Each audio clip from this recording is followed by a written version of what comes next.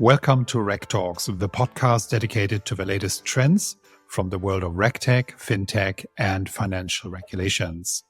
My name is Claus Christensen, and I'm the CEO and co-founder of award-winning RegTech provider Know Your Customer. Today, it's my great pleasure to welcome Ben Parker as my guest. Ben is Chief Executive Officer and founder of eflow Global, one of the world's other leading RegTech providers. Ben is an expert in financial services regulation and has a wide range of experience in tackling market abuse and developing the latest advances in trading surveillance.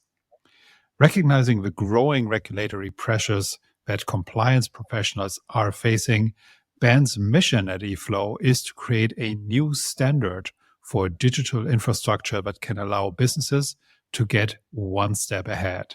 Ben joined the company in 2004 as COO and most recently led eflow's Series A funding round of £7 million. Ben, thanks so much for joining us today and for opening our new season of RegTalks with me. Thanks for having me, Klaus. It's a pleasure. To start, tell me a bit about eflow Global and your journey as founder and CEO. Yeah, sure. So as you said, 2004 was when we started the business. So we've just celebrated our 20th anniversary. My journey started in risk systems in actually German Landesbanks, a couple of them. And we formed in 2004 off the back of some of the challenges that I'd experienced personally in that space. And at the time, I brought in two family members, actually, mother and brother, and we came from different areas of the same market. Well, actually, my brother was CTO at an insurance with Marsh in Australia. And we combined our efforts. We acquired a platform that we'd recently developed and actually sold. We brought all of that IP back, and we started our journey in trade lifecycle management. And then if you sort of look at the journey of eflow, it's pretty much split into two. There's the pre-RegTech life, and then there's the post-RegTech life. So before that, as I mentioned, we were sort of half professional services and trade lifecycle management, and then sort of post journey, which I'm sure we'll talk about today, is as a RegTech solely business. Very interesting. I noticed, first of all, congratulations for the 20 years. Like, I always think of us as veterans by now of 8-9 years, but that is impressive. And I noticed you started as COO and then changed into CEO later. I always wondered, did we miss out at KYC for not having a chief operating officer? Because we don't currently. And I'm really wondering about that. And the other question really is, was it difficult to transition? Were you able to let go of operational stuff with the change, or are you still doing that as well?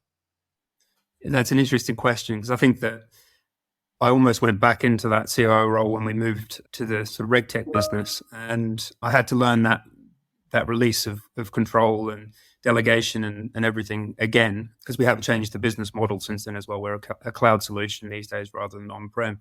So it was a different mindset, and actually, in fact, I feel like I'm having to do that again as we scale up after the Series A. So it's, in answer to your question, it's interesting. It's something I wouldn't necessarily reflect on, but it's something I've had to do 3 times within my journey with eflow. 2 as going back into the COO role, and now as CEO and delegating. Would I? And actually, we operate almost without a COO these days, with very strong sort of department heads in place. And I think that with the CEO role anyway, that there are some blurred lines, and we see a number of times it's a normal career transition from a COO position to CEO as well. And frankly, I prefer that than from the CFO position to the CEO as well. Well, it is a learning journey for all of us. And I think that's the thing that keeps us interested and keeps us getting up every morning. I saw that as a constant with most of my guests. We're both in the RegTech space, and I'll talk about my reasons, but why did you decide to focus on RegTech in the first place? Was it an accident, or did you, from the very beginning, see this opportunity? Yeah, I think that where we were operating in that sort of middle office space, there was a natural inclination to go to RegTech anyway. And it was very much like a bolt-on offering that we had in the early days. But we also had a vision at the time to move to sort of more purely tech. And then ultimately, further down the line in the advent of cloud solutions, we wanted to move to the cloud. We wanted to be scalable, and we saw that as an opportunity to scale. And there was an adoption, certainly a resistance in the capital markets area that we're in, to move core business functions, of which trade lifecycle was one of them, to a cloud solution. And we found that there was actually great traction to move the RegTech offerings that we had in that direction. It was well timed for us post 2008 and the adoption of regulation globally. It's not just us; it's across the market. And so we saw the opportunity there to expand that offering and move in that direction to cloud deployed solutions. And it ultimately comes down to where is the data housed, and some of the capital markets were very behind the times in terms of what they thought data security was. But certainly from the RegTech perspective, they were happy for that to be cloud. Yeah. I think the capital markets were always very early in using technology. Anywhere where there's large streams of money involved, that totally makes sense. And they have been advanced. Actually, in our area, I always felt that KYC, especially business entity verification, was always a bit behind the curve, and it took a while longer. Hence the later starting date for us, because when we started, we were still early. In our area. It's a different journey there, but same conclusion. One of the first decisions we made in 2015 in KYC was on setting up our solution in the cloud rather than traditional on-prem deployments. At an even earlier time, you seem to have come to the exact same conclusion that that's the right thing. What do you see as the benefits that cloud technology has brought to RegTech? Well, it's allowed significant numbers of players into the market. It's not just the reserve of the big tech firms with infinite resources. So, and I'm sure that you found that as well. So you're easily able to deploy. It gives the markets or our client base options in terms of best of breed technology. So they're not stuck with the big traditional names. And I think that certainly from a growth perspective, when we're looking at our own benefits, the scale that we can put on our products and the speed with which we can release them, we can grow. And ultimately, and I think this comes back to sort of anywhere within the RegTech market, the concept of cross-border or cross-market regulation, it facilitates that a lot easier than traditional sort of on-prem solutions as well. Yeah. Well, I think for us, cloud was a great equalizer because we were able to build solutions with the cloud technology in 2015 that were as good or better than on-prem solutions offered by the very big established players in the scene. And I think that is an amazing side effect of this technology that a lot of people can build now very, very interesting components. And also the interoperability of cloud technology, because they're immediately set up in a space that is by definition out there and can communicate with others, is a great starting point. But you mentioned cross-border. That's actually interesting because we also focus on cross-border opportunities in many ways.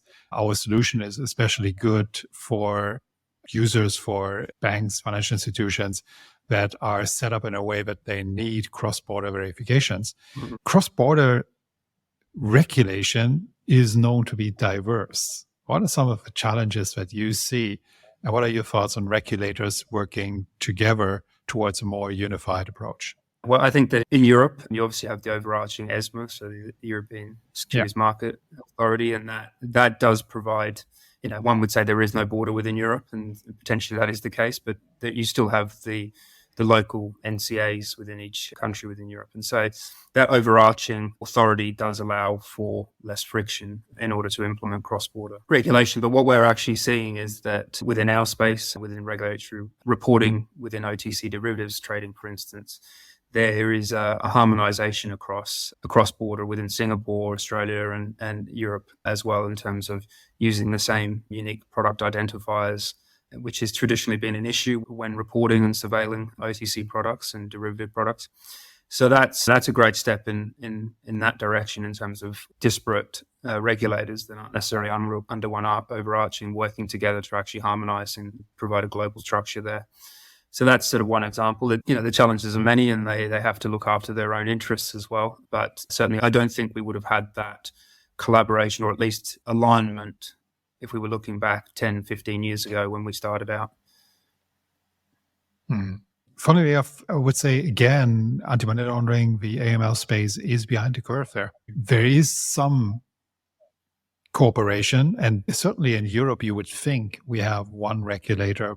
Basically, the European Council issued the AML directives, number 4, 5, 6 now, but they are transposed into national laws sometimes a bit differently. And so the national regulations in each member state still diverge a bit. For example, in verification of individuals with video, two-way video required in some member states, but not in others, that sort of thing.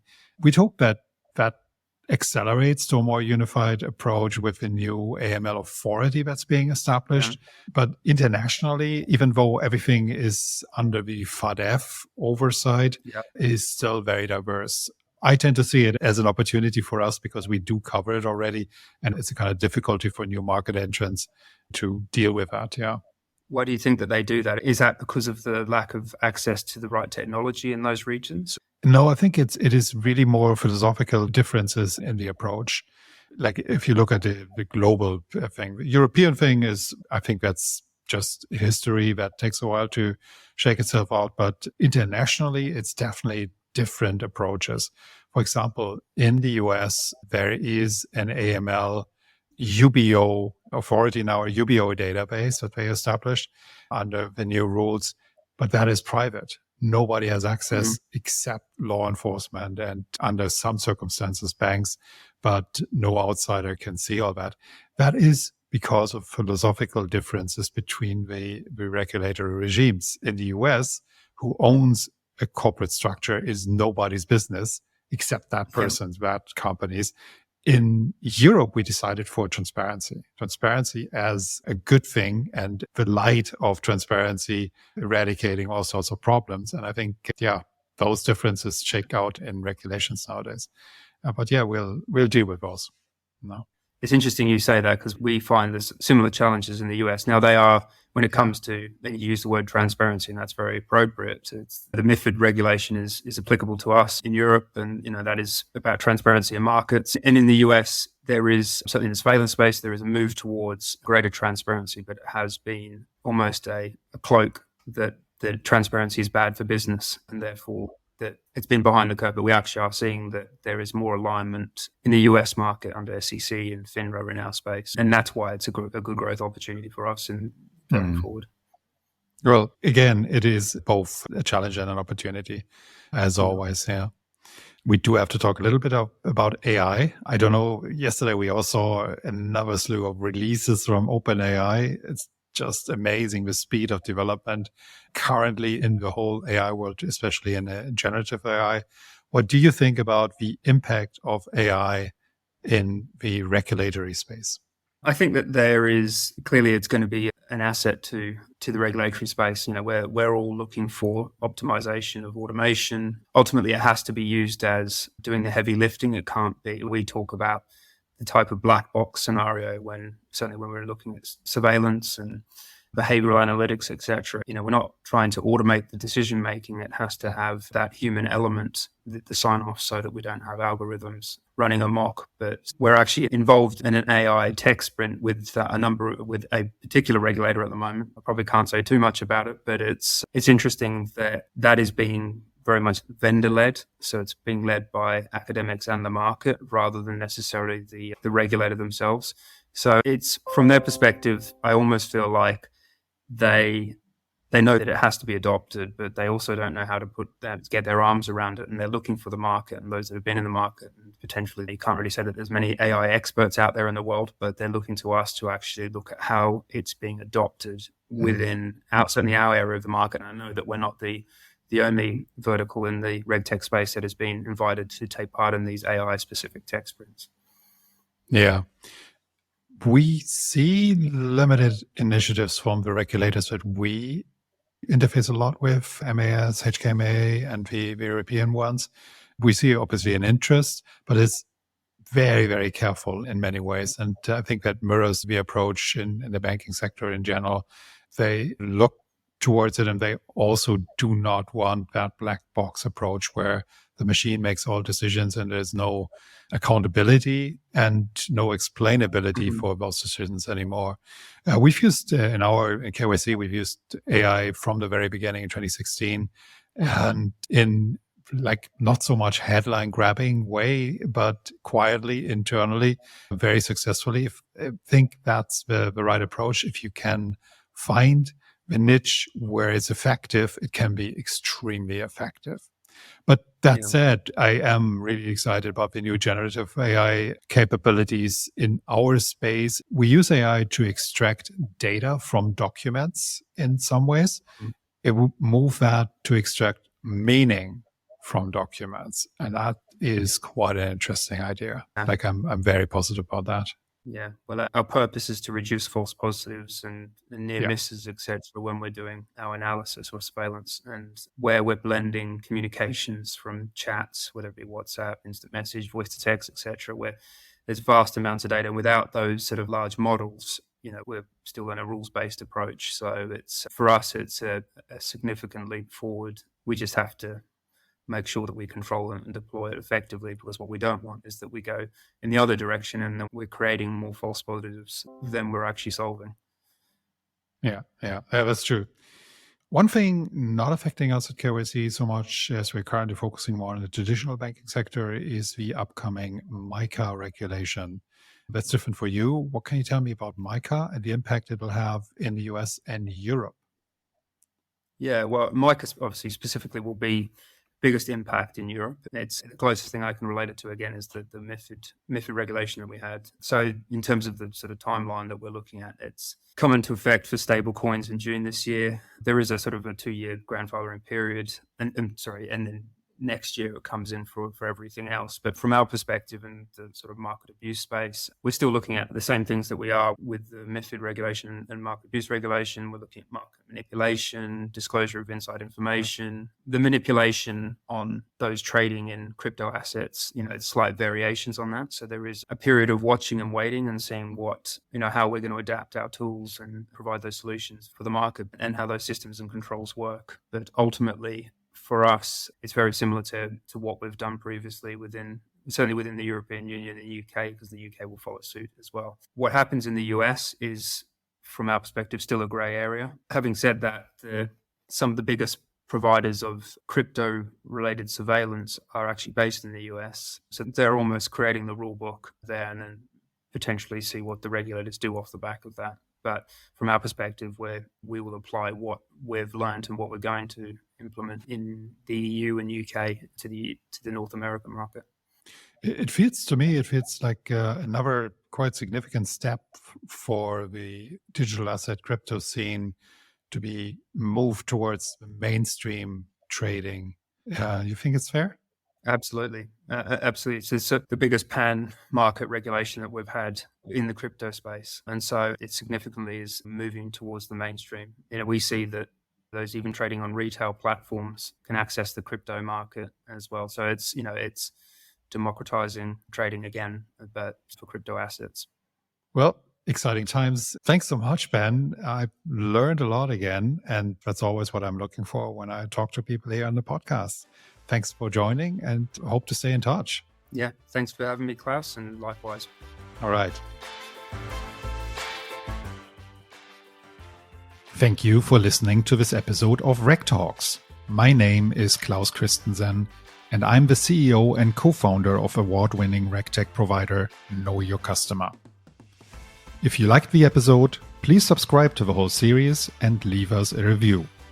And if you'd like to connect with us, suggest a guest or a topic for an upcoming episode, please send us a message at info@knowyourcustomer.com or visit knowyourcustomer.com/RegTalks.